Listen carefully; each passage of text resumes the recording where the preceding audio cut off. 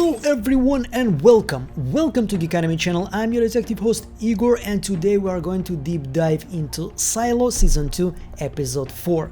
Wow, this was a big one, and also it was a crazy setup for Episode 5, which I believe is gonna be one of the best ones yet. So before we begin, as usual, I want to thank everyone who supports me on Patreon and on YouTube. Your donations, your financial support is what makes this channel possible. Now let's dive in. So just to remind you, I'm not doing here a recap of the episode. I'm not going chronologically. I'm going through an interesting topics that I find important for us in order to understand this world and those events. So we will begin with Solo, who is obviously keeping some kind of a secret.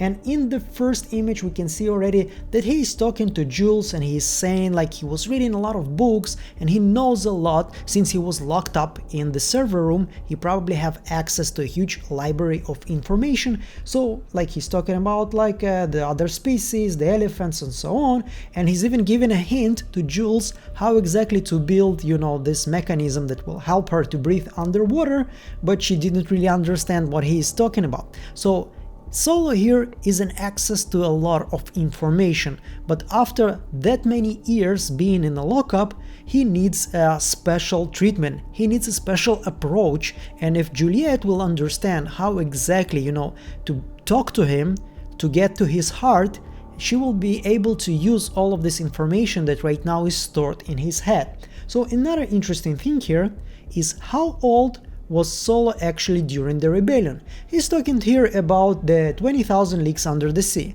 Awesome book, by the way. You can read it at any age, but it's more directed to a teenager age, like 11, 12, 13, 14. So this is the first hint that maybe the rebellion wasn't as Solo saying a couple of decades ago, like 25, 26 years ago, when he was already a grown-up. Maybe it happened when he was a kid and he just got locked up in the server room for some reason that we still don't know. So far it sounds like a tinfoil hat theory, but let me continue. We also learn that there are some kind of numbers in the schoolroom, like where probably Solo was learning. Those numbers are kind of weird. I try to understand what is going on here. Like when we look at them closely, we see that they are going in the same direction. It almost feels like somebody was counting something. It goes 552001, 552002, 552003, and so on and so on and so on. So what he was counting, it kind of felt like it was the numbers that Solo drew on this board. Those, you know, like this kind of conversation in the dramatic world, in the world of TV shows, literature or whatever, like when she's asking what are those numbers and he's answering, yeah, you can erase them, I'm sure no one will mind, kind of feels like he was the one to write those numbers. I mean, you have to ask yourself, why even talk about those numbers? Why put them in the scenario, in the script for this TV show? It probably has to have some meaning. But what is the meaning here? I'm a little bit oblivious here. I couldn't understand what is the sequence of numbers. If you have any ideas, I would love to read your comments. So like we can look at the numbers here even from closer look, and this moment when he's talking about a girl named Lapis, or Lapis, like probably Lapis. He's looking at the bag, also has an eye. Everybody's obsessed with an eye here in this TV show, and like he's talking about this girl, and she told them like she was sitting next to him and she told him that her name means something blue. And by the way, lapis lazuli is a blue gemstone, so she's not lying. But this stone has been mined in Afghanistan and been transferred to other countries for many years. It's been used everywhere already. Still, once again, not the information that you expect to find in a silo that forgot everything about human history before the rebellions or whatever. But once again, he's talking about a little girl that was studying in a school when she was 12, 13 years old, and she was sitting next to him. And this is exactly what Juliette is asking, like, how did it happen, bro? How it was real that you were sitting next to 11 or 12-year-old kid? If you're saying that you were like, what, 30 years old when the rebellion starts? Right now I just want to talk about those people that are creating this amazing world for us, like those small tiny details like the images of the silo here and the apple and the other things that looked like they were drawn by kids, but they were probably drawn by professionals who are doing all of the necessary things for this show to feel as real as possible. And I just want to take this moment to talk about those posters here, and I want to talk about once again the eyes are being drawn here, and as I told you, they are freaking everywhere. I hope we will get to know what does it mean. Like, some of you wrote to me in the comments that they probably mean that you're being watched, but then why we have so many eyes in the schoolroom too? Probably it's the eyes of the kids, you know, who used to study in this school. All of them are for some reason blue, or at least it looks like that. But anyway, we're seeing this symbol of the eye everywhere. And here in the room of Judge Meadows, we have this amazing door with the 4 symbols of probably, you know, the 4 pillars of the silo. We have the agriculture here, we have probably the mechanic, something here is probably judicial, and maybe the IT. Like, those 2 symbols, I cannot understand what are they. This is usually the symbol of the silo as we have seen it everywhere, but it looks like here this is the 4 branches or something like this. Anyway, we also learned, since we're talking about small details of this world and making us feel that this world as real as it can be on the screen, we also learned that there are pets here in the silo, and I was kind of surprised to learn that there are dogs here and cats even. Once again, doesn't really work in my head, and kind of feel bad for the dogs and the cats living underground, never seeing like the light of day, but I guess it beats being extinct. Anyway, we're moving forward, coming back to Solo. He's talking about this girl Lapis, and he's explaining like those are not her things. I was just reminded by this bag that kind of looks like her bag. Sounds kind of logical, yeah, like maybe this is exactly what happened, especially since we're looking at the names here, we don't see any lapis here with the names of the kids. So maybe this is actually truth. But when he said this to Juliette, her eyes were screaming, "You're lying to me, I don't buy that." So maybe he is lying. Since we talked about, you know, the Jules Verne's book, and when she's asking him about his eyes, like what happened to them, he's saying like, I don't really want to talk about it. Now, once again, we're gonna need our tinfoil hat, but it kind of feels like maybe he was a kid. And maybe the nickname Solo was because he has 2 different eyes and he was kind of a pariah in school. And the only girl who was friendly to him was this Lapis girl. This is why he remembers her so fondly. But you know, like everybody used to call him Solo because he's always by himself, and maybe it was kind of used by the, you know, like the Bernard guy of this place. What his name was? Russell. Yeah, Russell. And this is why he was locked there by accident. It would make this story more dramatic, more tragic, so it kind of makes sense to me. But once again, we're gonna have to wait and see. So here, just once again, a couple of side notes. The cinematography of this TV show is astonishing. Whoever is behind the camera, hats off. You're thinking about those shots is absolutely genius. Like this moment when Juliette was underwater. By the way, I've seen a video that she's doing most of her stunts by herself. So if she did this one by herself too, Jesus Christ, you're an amazing actress and you're very dedicated to your work. Now, once again, a little small side note here, like I don't usually praise actors for doing their own stunts. Being actor doesn't mean you have to do necessarily everything.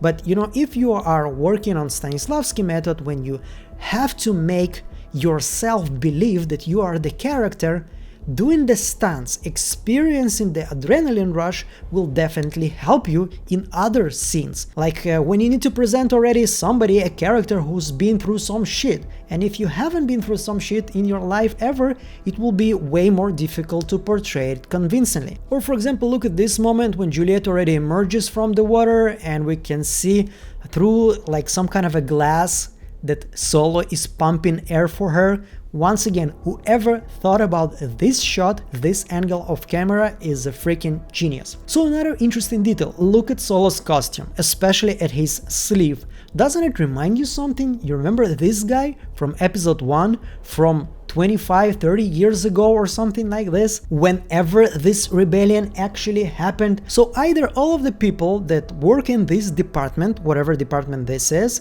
have those kind of standardized clothes with this colorful, very like a, you know, like a fiesta kind of sleeves, or Solo actually took his suit when he like was leaving the vault. And maybe those numbers that we have seen on the board in like a 550 whatever something, this is once again Solo leaving the vault and counting something.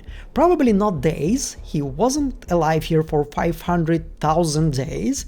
Maybe he was like putting some dates here, when like everything is a year or like a date. But once again, what kind of date has 55 in it, I have no idea. Anyway, we're moving forward, and what are those here? Once again, look like small tiny antennas, but this is a small detail that somebody thought was important to put in this place, so it probably has to have some meaning. I have no clue, but once again, I appeal to you, please write to me some comments, because I always enjoy reading whatever you're writing, your ideas. Even if I don't agree sometimes, just watching and reading how your mind works sometimes can be a lot of fun. Anyway, like we can see that when he's putting the code, Juliette is looking there, so maybe she already knows the code. I don't know, probably not, but anyway, we're moving forward. So Juliette finds the costume, and I still don't believe that she will be able to use this costume in order to come back to Silo 18, because it doesn't seem logical. She's gonna knock on the door and she's gonna be like, open the door please, I brought you some candy. No, it's not gonna work. So I still believe right now, especially when she has this mechanism that allows her to breathe underwater, that she's gonna use it in order to find the hatch that will lead to the tunnel that probably connects some silos, at least the neighboring silos. So we're moving forward to the next topic, and this is the past. We're talking here about Knox and Shirley. They're talking about the names on the walls, and it kind of, this moment was a little bit weird for me, because like, look, they're presenting this like this big revelation, like Knox was the one to finally realize what those names are. And right now, when we actually can see what is written there, but the names, it has a lot of sentences that you kinda need to be a little bit stupid in order not to understand that this was from the previous rebellions. Like we have here the factory workers, yeah, like started with the food shortage in the farms. What started? Once again, the, you know, like the siesta started, probably the rebellion, but this is not enough. We have here like started with the shortage of the farms, and blamed on the mechanical. Like we have the mechanical here, and blamed on is not readable, but once again you can fill in the blanks pretty simple here, especially when it's written here, rebellions are built on hope. I mean, how many clues do you need in order to realize this is about previous rebellions? So yeah, like everybody else, Juliette and Shirley, I don't know how you were trying to solve this puzzle, probably you weren't. I have no other explanation why this has to be a revelation here. So we're moving forward, and once again the finger is always pointed at mechanical, and I still don't get it. Like even this moment when they were like, why do they always have to blame the mechanical? And she's like, it's because we can shut this fucker down. And they're like, yay, this is why. And I'm still like, maybe you're the guys that you don't have to piss off. Like think about, you know, the Snow Train movie, whatever, or the TV show. Like the people in the back of the back, they were just in like runaways that didn't buy the ticket or something like this, and they were treated as shit. But they were not really doing anything for the train in order for it to move forward. Here we're talking about the most crucial department for this silo. Why do you need to turn everybody against them and give them more opportunities to turn the fucker down? Just like she said it here. I don't know. Anyway, moving forward, so that's a leader, by the way. Shirley was not a leader. She's like, she's a good friend, she's a great friend, she's obviously like right for being angry about Juliette, and she wants to know the truth, she demands to know the truth, but she's definitely not a leader, and we've seen the leader of the rebellion probably here, because this is a guy who understands how to control his emotions. Like this moment was completely amazing for me. I enjoyed it so much. When she started her, you know, like those kiddie moves of, oh, they killed Cooper, and she's like, I know already, would you shut the fuck up? We all are angry. Screaming about it and throwing some tantrums are not helping. I know, shut up, let's move on. So what are we want to achieve actually? We need to set some goals. This is a leader quality. You need to set some realistic goals. He still doesn't understand how everything works, and he still thinks he'll be able to do this in a peaceful way. But you know, once again, there is a lot of hope for this dude, and I really enjoy his character in this season, and hopefully he will get even more screen time. Anyway, let's get back to the caves. Read this one. Founders Cult. Founders Cult. So the founders actually have a cult, and the previous rebellions were kind of pissed about it, probably. So Founders Day we had in silo number 17, and as you can see here, we have some kind of a silhouettes of 6 people. Does it mean that those are the 6 founders? In silo number 18, they didn't have a Founders Day, as Saul asking Juliette and she's answering him. But here they have one, and they have some kind of a representation of those founders. Each and every one of the founders represents some kind of amazing quality. We have here brave, intelligent, loving, capable, strong and free. So we have those 6 people. And why this is important? Because I think in this moment, when we finally realize what is the real use for Apple Vision Pro, finally somebody who's not upset for spending too much money on this shit, we can see that when Bernard is giving the Judge Meadows this VR set in order for her to see some of the outside recordings, he's saying to her like, did you ever use this when you were sat with the Legacy? I mean, you have to connect this to the founders. Legacy of what? Who would call themselves in this epic, you know, like matter? We are the legacy. You're not the legacy of the janitors, you are the legacy of the founders. And I'm so pissed right now that there is a book. I'm pretty sure the book is amazing, and no disrespect to the author, didn't read it, but right now I feel like I'm onto something, and everybody's gonna be like, you probably read the book, blah, blah, blah. Anyway, like, the legacy is probably something that was left after the founders, and I already thought about it, that Bernard doesn't feel like the big guy, like the head of everything. He's not the big bad here, especially when we know that there are 50 silos and each and every silo have their own Bernard. So probably we need to have somebody on top of them who is controlling every survivors that are left. Somebody on top of Bernard, and right now we have a verification of that, a proof. We have some kind of a legacy that has to give their approval for a shadow. Bernard cannot choose just some people that he likes, he needs to send them to the legacy and they probably need to approve. And they probably approved Judge Meadows, but something happened.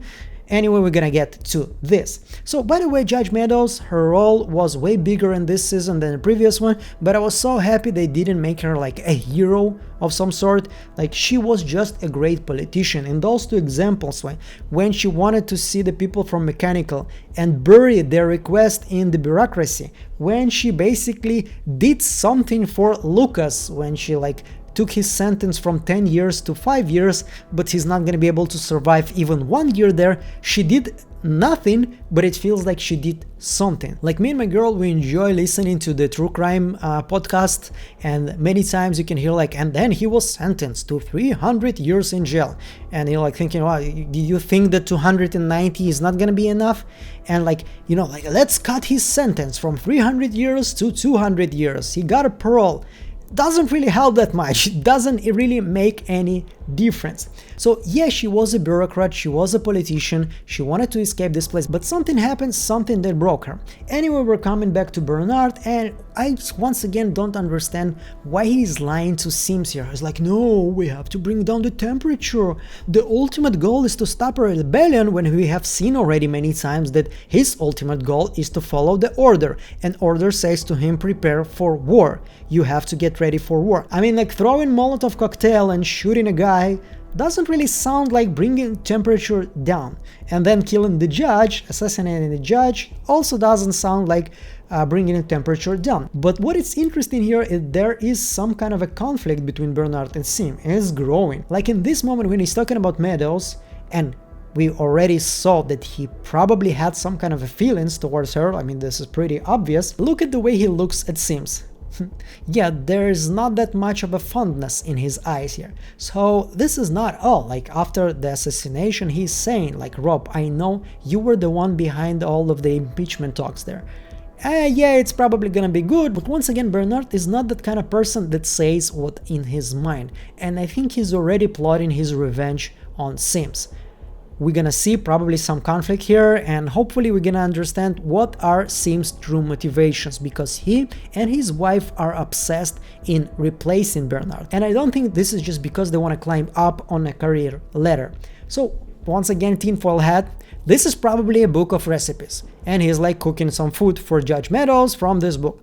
But once again, this is me, so I have to put some theories here, and maybe this is the order. Maybe in the order book it's even written, you have to like kill the judge, you have to prepare her some food. This is a recipe how you hide the poison so it's not gonna be identified in the food. You have to use the mushrooms. Once again, this is completely tinfoil hat area already, but you know, like I had to share it with you. So this is why it was all a lie. He's even saying like as soon as he heard about the impeachment, he knew he has to follow the order, and this will unite the silo, blah blah blah.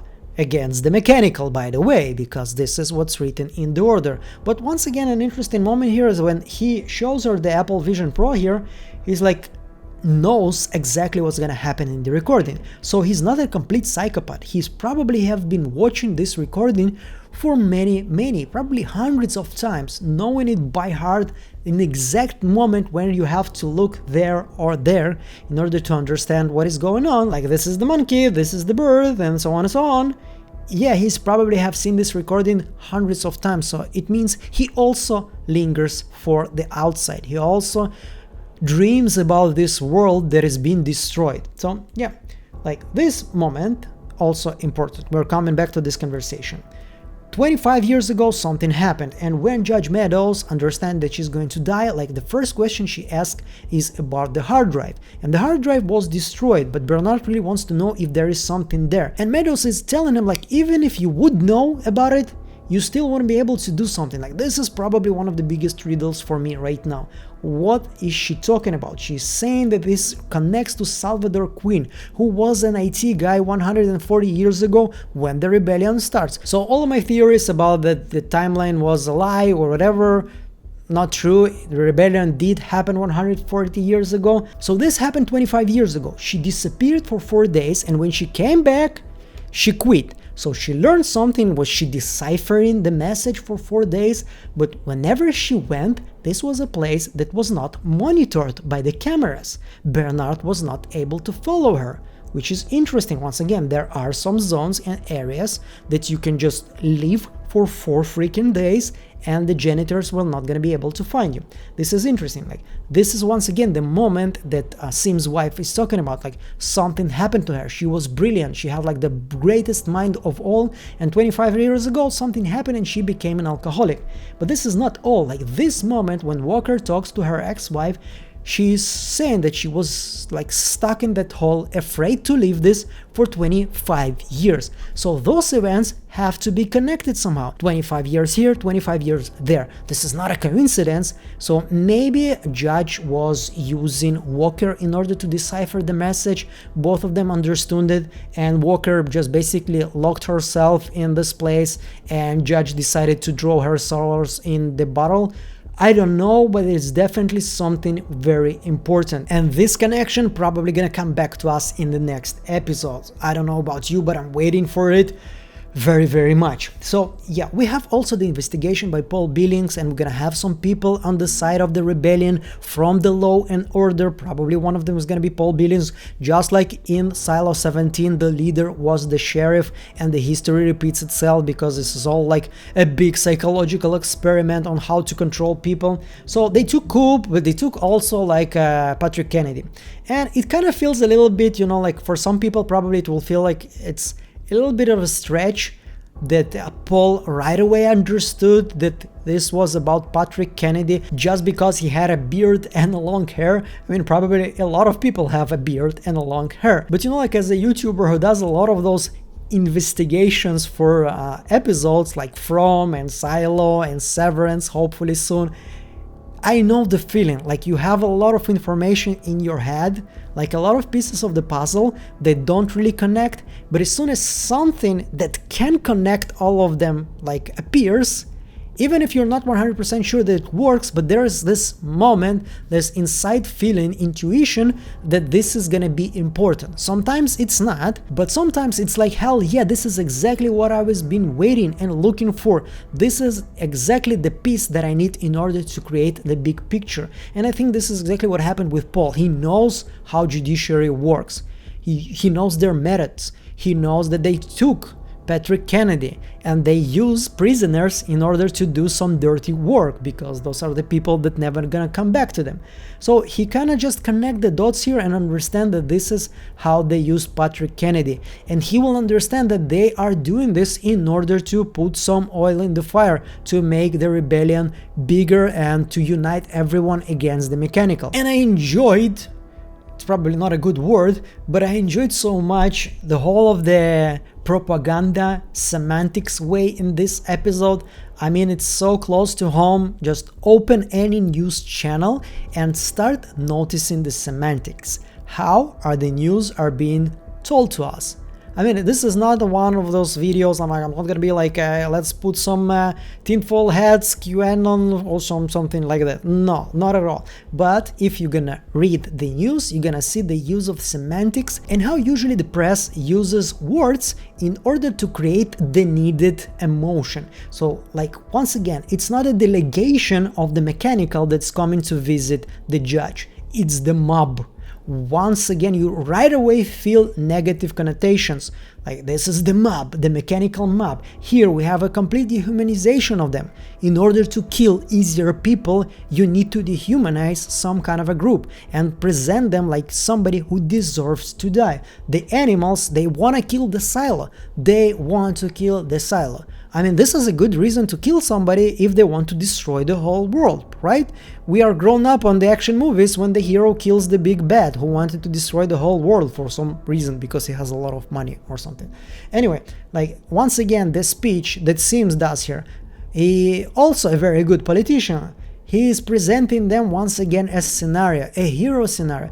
Judge Meadows, she was so great, and everybody told her, you shouldn't talk to those dirty, disgusting mechanics, those down deepers, but she was so amazing. She was almost like Jesus. She wanted to talk to everybody because she believed in something right. She believed in the morals that you believe right now, that you used to believe in them like 5 seconds ago, when you were thinking it's not really good to kill people and it's not really good to demonize the whole group of people. But you know, like, she was like you before. She was believing in those morals. But what did it bring her, huh?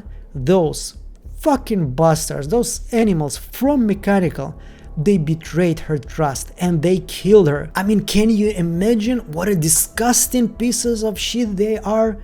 They killed Judge Meadows because she believed in the greater good and everybody. So it achieves 2 goals for Sims. First of all, like, fuck those peoples in the Mechanical, let's kill them all. The second one, forget about the morals. You cannot be like Judge Meadows. You cannot believe that we are all equal. Those fuckers on the lower levels deserve to be killed.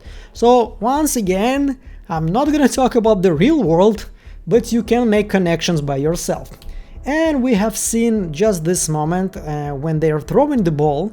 It was just a bit curious for me, like, why we had this look by Bernard. I studied some acting a little bit, not too much, but this is the look. I learned something, or I don't know what the hell am I talking about. So it felt like, once again, when we see those kind of moments in TV shows and movies, this is usually gonna come back. So maybe Bernard already is planning something, how to manipulate the mechanical department through this system of balls or something like this. Anyway, we're almost finishing, and I just want to come back to Knox once again being a leader. Right away, he understands what the hell is going on when Shirley is like, what is going on? Why she has a knife? Is it a new style of fashion right now? Should I put a knife in myself to be fashionable? And Knox is like, no, this is a setup. They're gonna blame it on us. And by the way, I would love to see those two throw down. Both of them big and strong man. Yeah, it's gonna be an interesting action sequence.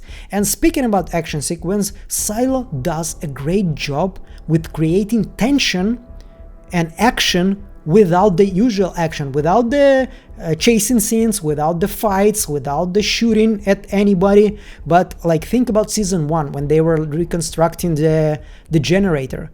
It was very tensed moment. It felt like one of the best action sequences in the TV shows ever. And this moment, once again, the tension in me when I was watching this was, wow, it was very, very high. I was so out of my chair, like expecting that something bad is gonna happen to our heroes. Them being surrounded by a hostile crowd. Once again, Noxus being the leader, explaining how to behave in this situation, taking everybody with him.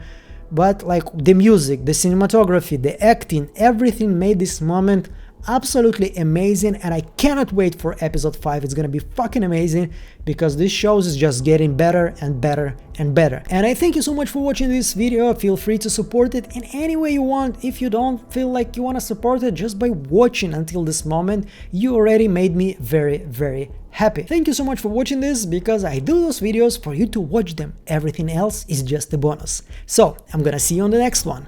Bye!